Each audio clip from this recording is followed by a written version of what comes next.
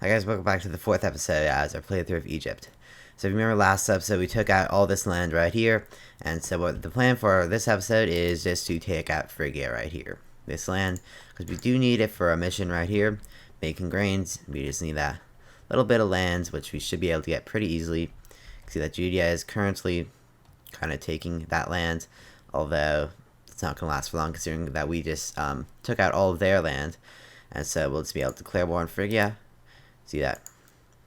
We will get all of their allies against us, but all of our 3 allies compared to all of theirs. Though we should be fine. We'll declare war, send out war, and we can get our armies to go over here. And if necessary, you can see that we're barely above that army or economy. And so we'll just put all of our armies on infinite operations. And you can see we already took out a Phrygian, or one of their subject states that was probably somewhere in this area right here. And so we'll go with try the group deal with the leader. See, we automatically capture that land because of the lay of this fort. You see that they're trying to take our land, which the army should get on. That's good. And so this is a good part of an infinite operation, is it can really speed up the war process. You see they only have one fort, which is down here, which I'll just tell this one army to go take care of that, because that is kind of the land that we do need.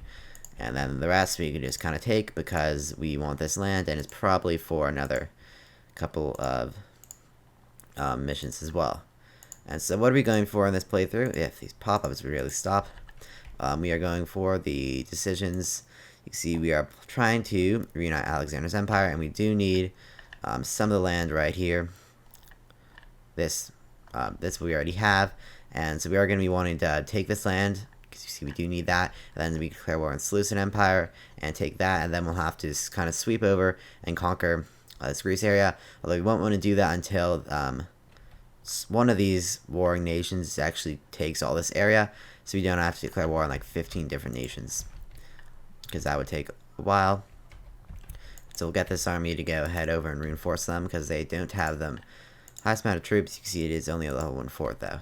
See that Thrace has an army coming in here, and we're going to want to put our armies, or our navy, on to tell them just to sit there so they don't get destroyed by the friggin' navy, just like they did last time we were at war. And so this army decided to ignore Thrace's army, so we'll just have to take that out. Looks like they're just going to be fleeing into open water. Nope, they had ships there. And so we'll take that and put these guys back in infinite operations. So we're already pretty much taken most of Phrygia's land that we are wanting in this war.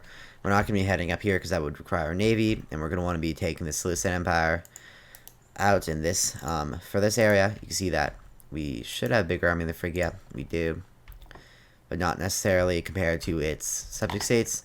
Although Phrygia, they are only at war with us and a couple of other nations. But they will have to primarily only use their navy to get their troops over here, and that is a bit of a distance, and so that's not too great for them. You can see they use their entire navy to transport like 6,000 troops. It's not that many. So we do have a military tradition, and so this is our first in this series, and we're going to want to go with hostile attrition +1. That means that any enemies in our area will get +1 attrition, which is not too bad, but we are going to go with heavy armor costs because that will improve our economy by a bit and makes it a lot easier to recruit heavier troops like that. And so this army really does need both of them, so we'll have to wait for the infinite operation armies to take those armies out. See, this army can't do anything right now, and it looks like Phrygia is about to take that one little bit of land. Wait, that's Phrygian land. They were unsieging it. So far, in terms of war score, you can see that this army, as this smaller army taking out this army, well, they have super low morale, and the other parts of the army are fleeing. So we took them out, so then Thrace unwisely gonna sacrifice his army to us. So we did win this siege over here. You can see that this was uncolonized because probably all the stress, and probably did only have like one pop around it. And so these armies in infinite operations. And so now we've almost got our war goal. or which is essentially this right here. You can see we just took out a bunch of different armies. See that this one army is actually holding out kind of decently for its army its size, which is literally 0 morale. So we took them out. We did lose almost the same amount of troops as them. If you ever want to see how many troops you've lost compared to them, you can see over here we've lost 12,000 compared to them losing 30,000. So this war is going pretty well for us. In terms of that, you can see that we are defender controls, province of Phrygia, probably something over here. I don't know what, considering that we've taken all the land that we came here for. So it seems like the province that we're supposed to be taking is just this one right here, because that's what the mission gave us for the Cast Vela, considering that this was the land they wanted us to take. And you can see our war goal has increased dramatically. You can see that we now control that land, and we can, ideally, we'll be able to take our war goal. If we can take that, you can see we aren't going to be able to get too much. And so it's mostly probably, months of war minus 27. So we're just going to kind of wait it out and let that months of war go down so we can take a lot more of this land. Because this land is relatively cheap. You can see there's not many cities, not many pops. And so we should be, 27 should be enough to take almost all of this. And ideally maybe they send some more armies over here to attack us and then we take them out. So it looks like these armies and independent operations are just going to just be randomly going around, which is fine as long as they're ready if they the enemy decide to come back, which does not look like they are because our war score is just only going up. So the barbarians from the second episode are still here. They're a massive army of 1,000 that are kind of camping here, that really aren't doing much. And so they've really been there for almost the entire game that we played. So keep forgetting to unpause. And so that war score is just going up. See that now we're able to get that one bit that we weren't able to before. And so if we do want this entire area, we are going to need another 10. And you can see Months of War will allow us that, because once it gets to 0, then we'll just be able to take all that. We'll just kind of sit in this screen waiting for that to fix itself. Phrygia is not doing too well in this game, although they do control.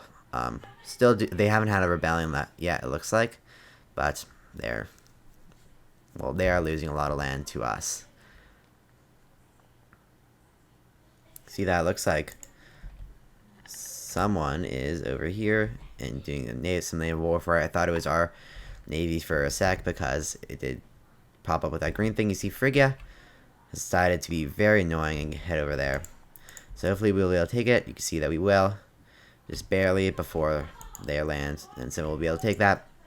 And so as you can see, we do have a new governor to appoint because we did just take all this land. So we'll go with that person, which is the best person. And they also are in a family.